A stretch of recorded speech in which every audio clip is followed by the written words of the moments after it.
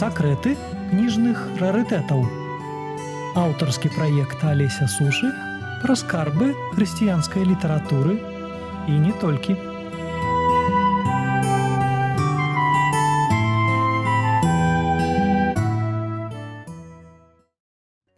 Беларусь, якую мы не можам з вами пабачыць. Гэта Беларусь мінулага.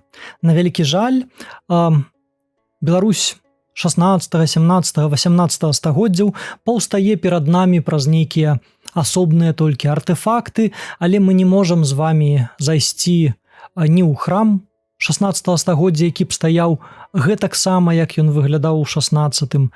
Не можам з вами прагуляцца ў палацы Радзівілаўскім, напрыклад, ці Сапегавым нейкім палацы, каб ён быў такі самы, як у ранейшыя часы. Безумоўна, все мяняецца. Час мінае, і толькі некаторыя апісанні мінуўшчыны дазваляюць нам адчуць подых мінулага часу, подых мінулых стагоддзяў, подых мінулых нашых землякоў, ваяроў ці асобаў духоўнага стану, якія стваралі наш край, нашу гісторыю, нашу урэшце і сучаснасць. У вывучэнні нашай мінуўшчыны найвышэйшую каштоўнасць маюць дакументальныя крыніцы, сведчанні, якія дэталізавана апісваюць вось наш край на той ці іншы момант. І сёння мы хацелі б з вамі прапанаваць, арганізаваць такую дыскусію ці размову пра унікальнае абсалютна выданне, кнігу, якая была падрыхтавана ў якасці пуцяводніка для расійскай імператрыцы Кацярыны II падчас яе першага наведвання на новадалучаныя беларускія землі. У мінулым выпуску на Радыё Марыя мы казалі пра гэтае выданне і яго падрыхтоўку ў сувязі з сустрэчай Кацярыны II, імператрыцы расійскай, і аўстрыйскага імператара Іосіфа II у горадзе Магілёве ў 1780 годзе. Пад гэты якраз візіт, пад гэтую сустрэчу ў Магілёве была падрыхтаваная вось такая унікальная кніга, якую я трымаю ў сваіх руках. Книга, якая зовется «Топографические примечания на знатнейшие места путешествия Ее Императорского Величества в белорусские намесничества». Книга выйшла непасрэдна перад падарожжам Кацярыны II у Магілёў і была адразу ж прадумана як такі турыстычны пуцяводнік па Беларусі для расійскай імператрыцы і іншых членаў яе вялікай дэлегацыі, якая на сотнях коней паступова рухалася з Пецярбурга праз Полацк у Магілёў, а потым праз Смаленск назад у Пецярбург. Гэтая дэлегацыя упершыню знаёмілася з нашым краем, і як мы можам меркаваць, ёй неабходна проста быў нейкі вось дапаможнік, які можа распавесці і пра мінуўшчыну, і пра сённяшні стан новадалучаных да расійскай імперыі тэрыторый.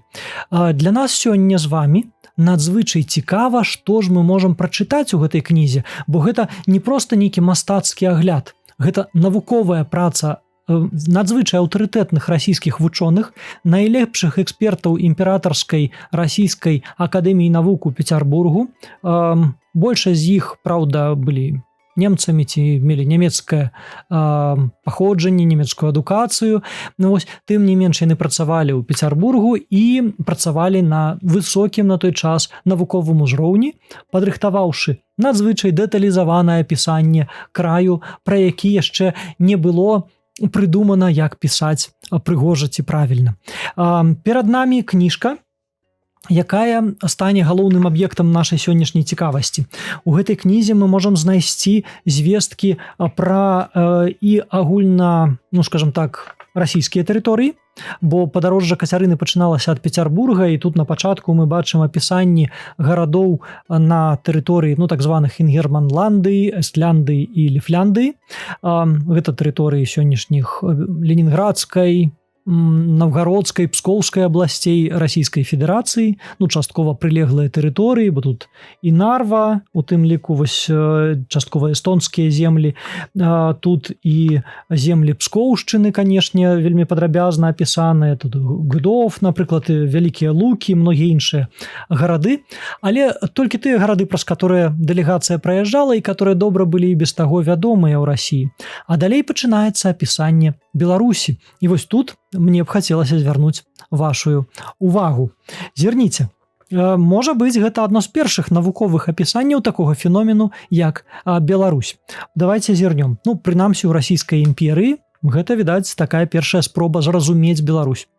Мы з вами памятаем, што ў 1772 годзе да Расійскай імперыі былі далучаныя тэрыторыі колішніх Мсціслаўскага і таксама ліфлянскага ваяводстваў ці лівонскага, а таксама вялікія часткі тэрыторыі полацкага, віцебскага, нават мінскага ваяводстваў, которые, ну, скажем так, вось утвараюць паўночныя і ўсходнія землі сённяшняй Беларусі.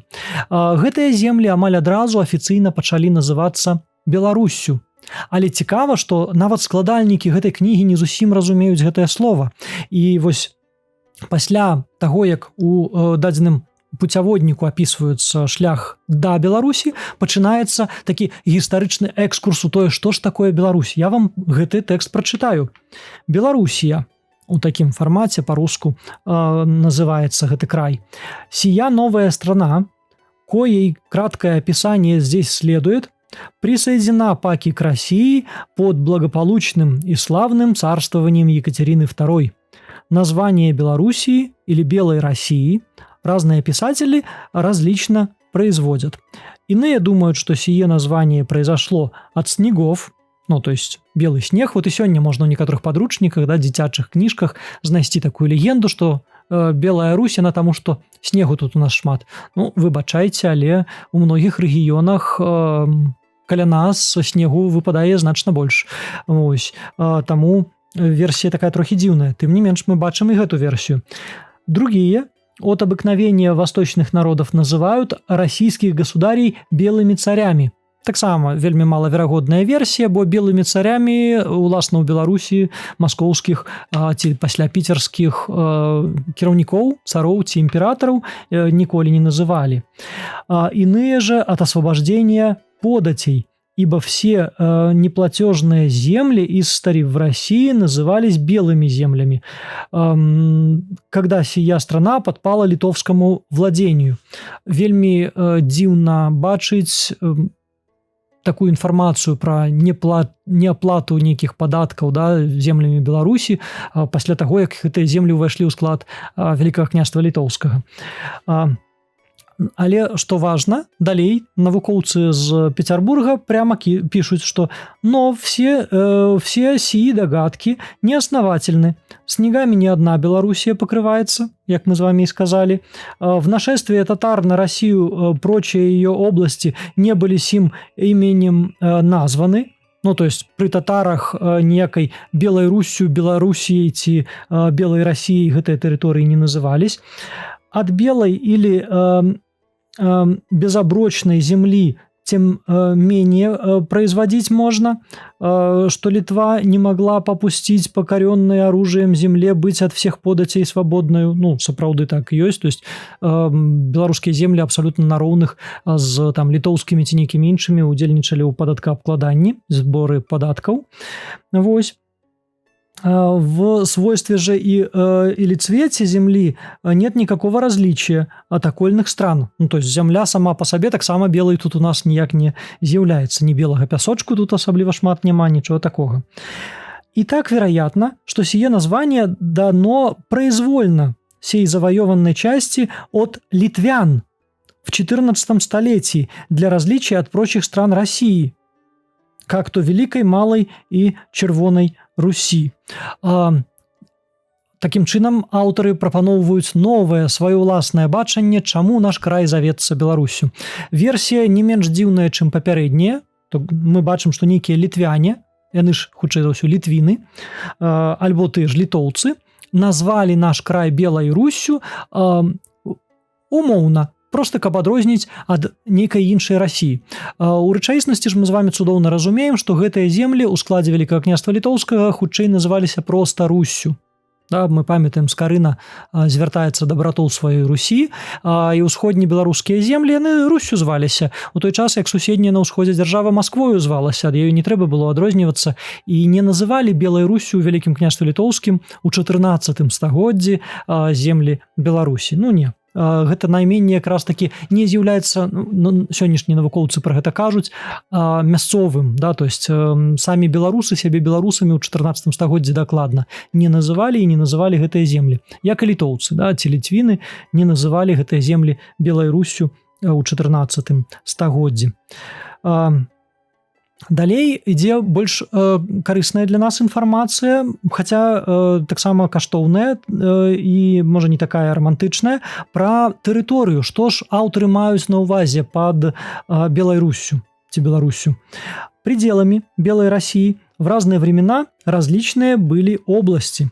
В несчастные времена для России, когда от запада Гедемин и сын его Альгерт, а от востока и юга татары, разграбленных тогда князей российских и землями и согласием в такое привели состояние, что один другого от неприятельского нападения защищать не мог, то отрезанная часть от России, от верховья Днепра и по западной части Двины, лежащие области названы были Белой Русью. К ней принадлежали тогда княжество Смоленское, Мстиславское, Витебское и Полоцкое с их поветами. Ну вось мы бачым, не будем звяртаць на гістарычны момант тут, безумоўна, увагу, але ўжо межы, пад якімі, скажем так, расійскія даследчыкі 18 стагоддзя маюць на ўвазе пашырэнне паняцця Беларусь. Смоленское, Мстиславское, Витебское и Полоцкое воеводствы ці княствы. У старыя часы княствы, потым воеводствы. Фактычна гэта тэрыторыі сённяшняй усходняй Беларусі і памежныя тэрыторыі Расіі. Далей таксама ёсць гістарычная вельмі цікавая інфармацыя, на якую можна было б звярнуць увагу, якая падкрэсліць нам, як важна, цікава і каштоўна чытаць вось такія крыніцы. Тут можна звярнуць увагу, што аўтары гэтага вось дапаможніка, пуцеводителя для Кацярыны, яны былі, ну, скажем так, па-першае, паводле адукацыі прадстаўнікамі заходнееўрапейскай навуковай школы. Вучыліся, напрыклад, у той жа Германіі і актыўна выкарыстоўвалі нямецкамоўныя і іншыя заходнія крыніцы для вывучэння гісторыі ўсходняй Еўропы. Гэта быў перыяд, калі гісторыя Расіі яшчэ не пісалася на навуковым узроўні. Пачалі толькі з'яўляцца першыя спробы, там Тацішчаў і іншыя, да, вось падыходзяць толькі да спробаў разумення гісторыі Расіі. Ну вот, але такой паўнацэннай яшчэ акадэмічнай гісторыі фактычна не існуе. Вось. І вот гэтыя немцы пішуць, як гістарычна складвалася рэальнасць беларуская. Что они пишут? Расхищенную на части Россию, лишившуюся в те времена многих своих наследственных земель, ибо великий Владимир, который Владимир Святый, обладал большей частью Литвы, Подлясией, Червоной Россией, Ближнюю Подолию, княжествами Смоленским, Полоцким, Витебским, Новгородским, Тверским, Северским, Черниговским и стороною, лежащую между реками Вильною и Припятью, великий князь Иоанн Васильевич, это мать на увазе Иван Жахливый, Иван Грозный, преславный под единовластие собиратель, разделенное на многие разные княжества России, низложитель татарских гордыни и власти и сын его Василий Иванович. Паки-собиратель начали собирать воедино тело. Тогда поддались Черниговское и Северское княжение от Белой России, отрезан был Смоленск, но сей город в смутные времена, до избрания на царство государя царя Михаила Федоровича, пришед под власть польскую и остался за нею до государя-царя Алексея Михайловича. Государь-царь Иван Васильевич, Иоанн Васильевич, взял многие области в Литве, но сии паки отняты были польским королем Стэфаном Баторіем. Ну, то есть мы, безумоўна, разумеем тут такую ідэалагічную скіраванасць кнігі, ну, бы пісалася ў Расіі, і, безумоўна, тут расійскія імператары, яны вызваляюць ці бяруць, да, як тут напісана, тэрыторыі Беларусі пад свой кантроль, вяртаюць, безумоўна, сабе тое, што ім нібыта некалі належала, а польскія каралі яны атымаюць, да, то есть яны захопнікі. Ну, безумоўна, ідэалагічная сістэма кожнай дзяржавы, да, яна мае свае вось такія асаблівасці, которые мы, ну, павінны разумець спакойна, да, то есть ясна, што гісторыя нашай зямлі з пункту гледжання там польскага ці расійскага, яна прынцыпова адрозніваецца.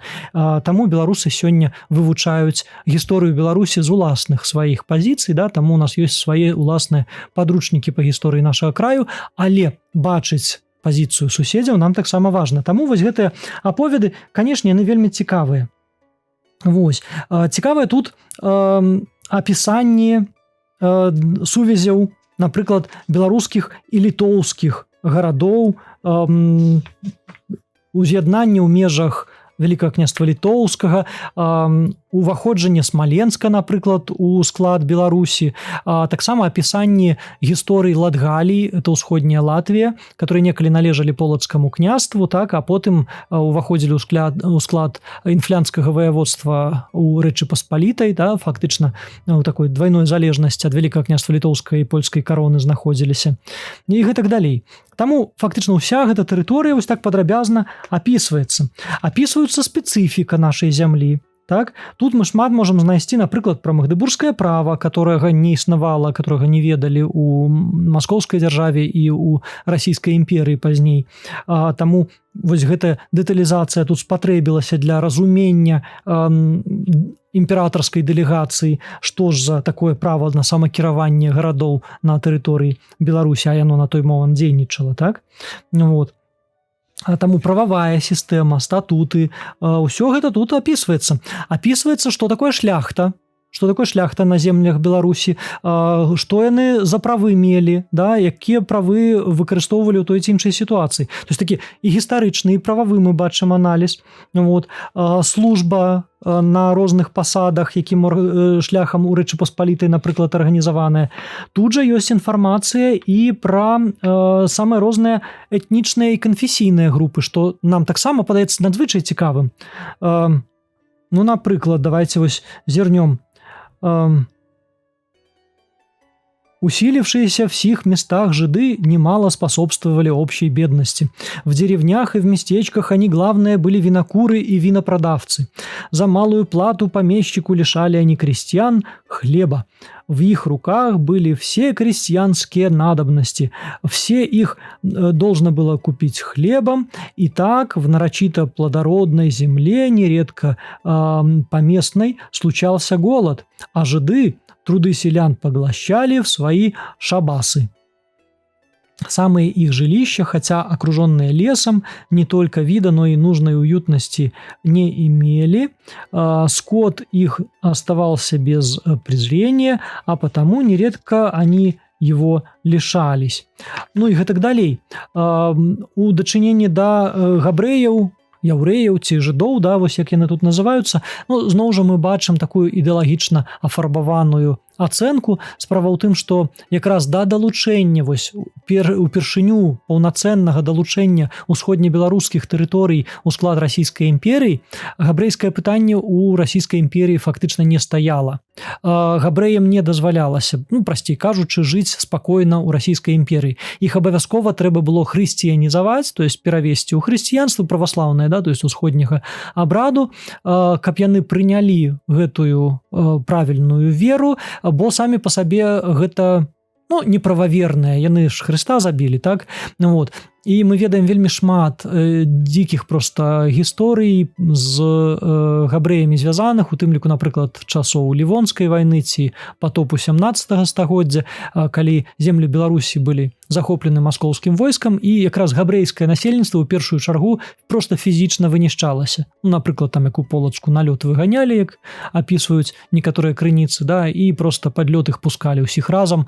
Вось. І таму ну, скажем так, габрэйскае пытанне ў самой імперыі амаль што не існавала. Але калі ў канцы 18 стагоддзя землі Беларусі, Украіны і некаторыя іншыя ўвайшлі ў склад расійскай імперыі і сотні тысяч габрэяў апынуліся ў складзе расійскай імперыі, то паставіць такую колькасць людзей на лёд і пусціць іх пад лёд, да, было ўжо нядобра, тым больш быў ужо перыяд такога гуманнага асветніцтва нібыта, калі так рабіць было непрыемна. Памятаем, што пазней былі ўведзеныя розныя формы абмежаванняў на перамяшчэнне габрэяў, да, так званыя чарта аседласці, так, памятаеце рысу аседласці з падручнікаў гісторыі, якая прадугледжвала, што габрэі, ну ладна, так і быць, яны вот ёсць на у гэтых заходніх губернях, хай яны там жывуць, але ў цэнтральную Расію ім шлях забаронены, толькі калі яны прымуць хрысціянства.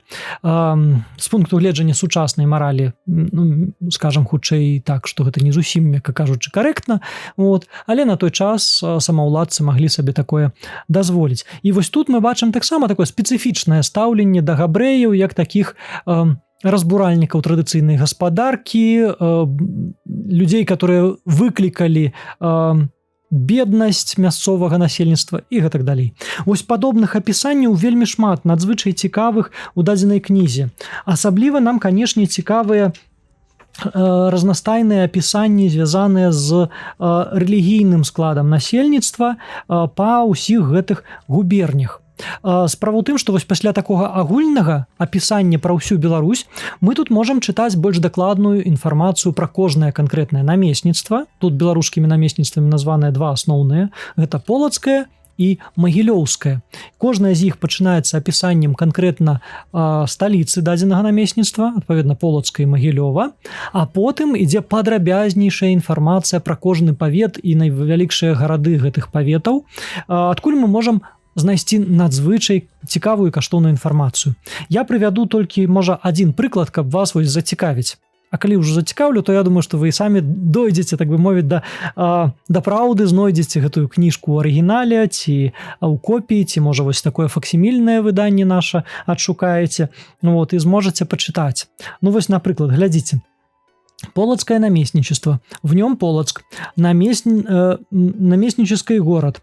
Расстоянием от Санкт-Петербурга через Нарву и Псков 678, от Могилева в 217, от Лифлянской границы 261, от Смоленской 149 в 149 и от Псковской границы в 248 верстах. Полоцк название свое имеет от реки Полоты, выходящей из озера и впадающей в правую сторону в Двину под самым городом. Ну, тут мы бачым так, сапраўды даволі праўдападобную так інфармацыю, якую сёння мы шырока бачым, так і ў падручніках, у энцыклапедыях Полоцк сапраўды называецца ад рэчкі Полоты. Далей ідзе гісторыя горада Полоцка. Сей есть древнейший город во всей Белоруссии. Из самых старинных времен был известен под именем Пелтискум. Вось гэта ўжо цікава. Пелтискум. Калі адкрываеш, напрыклад, сённяшнія энцыклапедыі пра Полацк чытаеш, ці ў падручніках, да, там Палтеск, Полтеск, Полотеск, розныя ёсць варыянты, але Палтискума няма. Адкуль гэтую крыніцу, такую назву знайшлі аўтары? Найверагодней з заходніх крыніц, бо сапраўды ў нямецкіх, скандынаўскіх ці варяжскіх дакументах ёсць падобныя ці аналагічныя вось найменні нашага горада Полацка. Палтэскія, Пелтискум, вось як тут, і гэтак далей. Далей напісана, што Владимир Великий, Великий Владимир, наследовал полоцким княжением по супруге своей Рогнеде, дочери варяжского князя Рогиволда.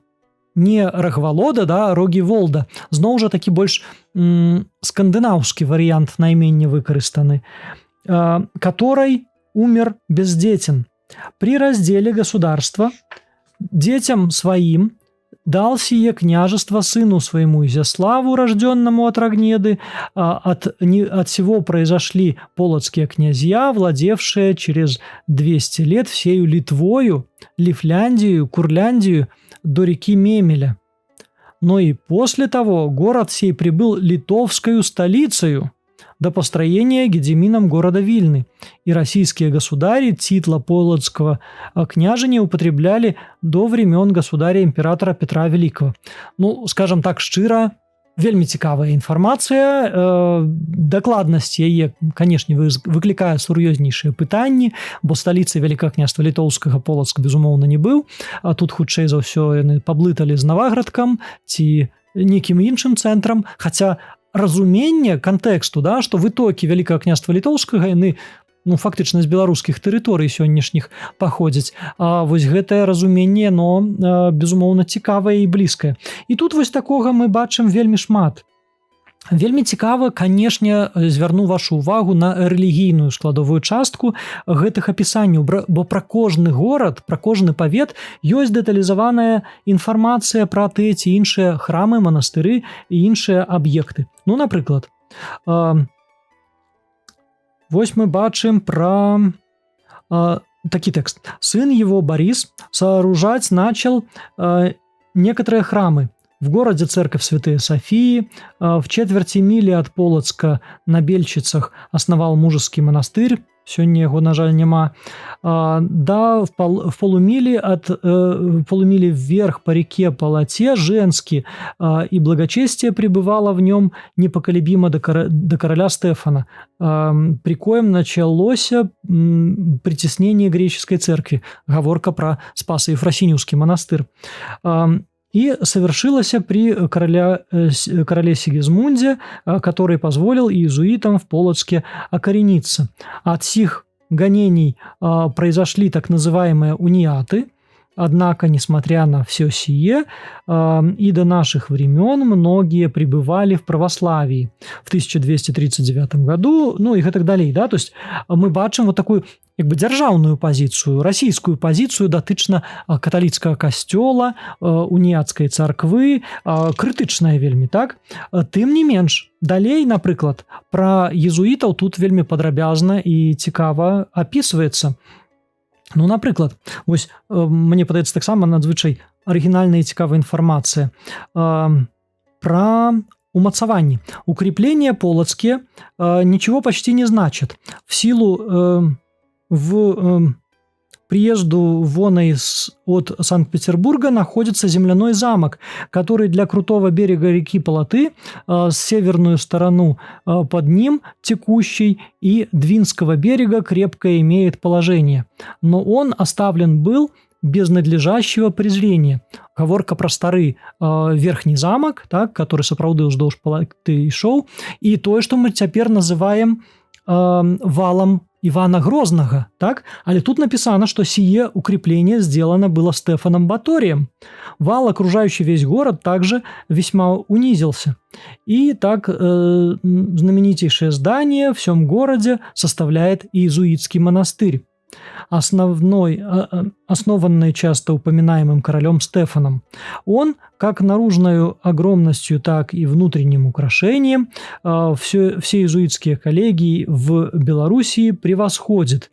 К нему принадлежит пространное каменное строение, где иезуитское заведено училище. Кроме того, есть в нем монастырь доминиканской деревянной, в нем это в городе Полоцку, францисканской каменной, базилианской каменной тоже, построенной в Кремле. Ну, маецца на увазе на замку, это значит монастырь Святой Софии, да, при Софийском соборе, базилианский монастырь. Коего основатель был полоцкий князь Борис, как выше сказано. В том же замке деревянный монастырь униатских монахинь, да греческий деревянный монастырь в Нижнем городе и 3 униатские церкви. Прочее строение в городе простое деревянное, состоящее из 250 домов мещанских и 100 жидовских. І гэтак далей. Там яшчэ шмат усяго цікавага пра характар дзейнасці, пра структуру горада, пра таргі з рыгаю і многае іншае. Але глядзіце, мы ж гэтага ўжо сёння нічога не пабачым. Няма ўжо ні езуіцкага манастыра, ні касцёла святого Стефана, да, вось гэтага знакамітага, найбуйнейшага касцёла ў Полацку, на месцы якога сёння стаіць так званы дом з вушамі у Полацку, так, які знішчылі ўжо ў 20 стагоддзі, на вялікі жаль. няма ні полацкай акадэміі ці полацкага калегіума, няма дамініканскага, францішканскага, іншых тут названых манастыроў, манастыра базыльянаў ужо таксама няма, уніяцкіх цэркваў, канешне, няма. І адзінае, што тут можна умоўна так улічыць, гэта греческі дзеревянны манастыр в Ніжнім горадзе. Гэта маецца на ўвазе праваслаўны манастыр на Ніжнепакроўскай. Да? Гэта манастыр, которага таксама па сутнасці няма, бо замест яго у трошки пазнейшы час быў пабудаваны новы мураваны манастыр з вялікім храмам. Адным словам, мы страцілі тое ўсё, пра што вось тут напісана. І габрэяў тых таксама ж ужо няма. І дамоў тых мяшчанскіх ужо няма. Адзінкі засталіся, напрыклад, так званы домік Пятра, который ніколі Пятра не бачыў. Пётр I не бываў ніколі ў доміку Пятра ў Полацку. Усё гэта, пра што вось тут ідзе гаворка, усё знішчана. У далейшым у горадзе адбылася рэарганізацыя, і, дарэчы, у гэтай жа кніжцы напісана, што тут шмат што змянілася ўжо, да, бо дзякуючы ў тым ліку ахвяраванням Кацярыны II, вось на самай апошняй старонцы напісана, што вось прочитаем: порядок нас ведет теперь говорить о старинном могущественном Великом Новом Граде, но, как мы имеем о нем подробные сведения, давно в свете изданное, то нам в заключении, однако, сие сказать, остается, что описанная нами наружность мест всех городов сделана по тому состоянию, в каком они находились до новых учреждений. Из них многие уже щедростью ее императорского величества возобновлены, распространены, украшены и преуспевают в изобилии, счастье, силе и славе. Ну, ясно, тут такія дыфірамбы Кацярыне, але яны ў пэўнай ступені абгрунтаваныя, бо за грошы і пры кантролі царскіх уладаў нашы беларускія гарады ў гэты ж час пачынаюць абнаўляцца. Замест драўляных праваслаўных храмаў узводзяцца храмы каменныя ці манастыры каменныя, вось як у Полацку, напрыклад. Многія каталіцкія храмы і манастыры закрываюцца ў хуткім часе, шмат якія старажытныя будынкі руйнуюцца, замест старадаўняй вось такой планіроўкі радыяльнай, да, ці заблытанай, якую мы бачым у сённяшніх еўрапейскіх старых гарадах, да, калі ад цэнтральнай плошчы разыходзяцца маленькія вузкія вулачкі, і гэтак было ў многіх беларускіх гарадах. Гэтыя ўсе старыя планіроўкі вынішчаюцца, замест іх уводзіцца рэгулярная планіроўка, як у тым жа Полацку, да, перпендыкулярныя і паралельныя вуліцы. Вось гэта ўсё новая планіроўка, якая знішчыла ранейшую архітэктоніку. Мы нічога з апісанага тут у гэтай кнізе знайсці на карце многіх названых гарадоў ужо не зможам. І ў гэтым каштоўнасць дадзенай кнігі. Мы можам казаць і пра многія іншыя крыніцы таго часу. Мы ведаем, што і Кацярына II, і Іосіф II, два вядомыя імператары, якія ехалі ў 1780 годзе ў Магілёў і бачылі Беларусь, яны пакінулі свае ўласныя ўспаміны, якія ўжо, дарэчы, апублікаваныя, з імі можна пазнаёміцца. І там самыя розныя ёсць, так бы мовіць, вобразы яны паўстаюць. Але гэта кніга нам цікавая як сапраўдны навуковы даведнік, як надзвычай каштоўная крыніца для разумення гісторыі нашага краю, якая нараджалася, ну, так бы мовіць, у гарачым парадку. Трэба было хутка падрыхтаваць дапаможнік для падарожжа Кацярыны і без доўгай ідэалагічнай апрацоўкі. Сабралі тыя звесткі, што былі, і хуценька апублікавалі. І многае з таго, што тут апісана, лепш і больш так сістэмна нідзе не прадстаўлена. Таму звяртаю вашу увагу на вось такія цікавостачкі, на такія помнікі. На жаль, яны вельмі рэдкія. Гэта кніга ў Беларусі захавалася ў адным асобніку, хаця ёсць іх немала, напрыклад, у Расіі. Некалькі дзесяткаў, мне вядома, у розных месцах захаваныя. У тым ліку у музеі кнігі расійскай дзяржаўнай бібліятэкі ў Маскве ёсць унікальны адзін асобнік з прыгожымі гравюрамі, віньеткамі, аздоблены цудоўным прыгожым пераплётам з шоўкам абцягнуты і з такім глыбокім цісненнем зроблены, который зроблены, верагодна, быў для самой Кацярыны II, так званы паднасны экземпляр. То есть гэта выданне сапраўды адыграла вялікую ролю ў арганізацыі, з аднаго боку, важнейшага палітычнага акту сустрэчы двух імператараў, у беларускім горадзе Магілёве, а з іншага боку гэты дакумент дазволіў імператарскаму двару, петербургскаму імператарскаму двару пазнаёміцца з Беларуссю і пакінуць гэтае знаёмства на паперы для нас з вами сёння, каб мы ведалі наш край, мы ведалі нашу мінуўшчыну і максімальна спрабавалі захаваць уласную спадчыну. Памятаем мінулае і будзем з гэтай памяццю рухацца наперад у будучыню. Да новых сустрэч.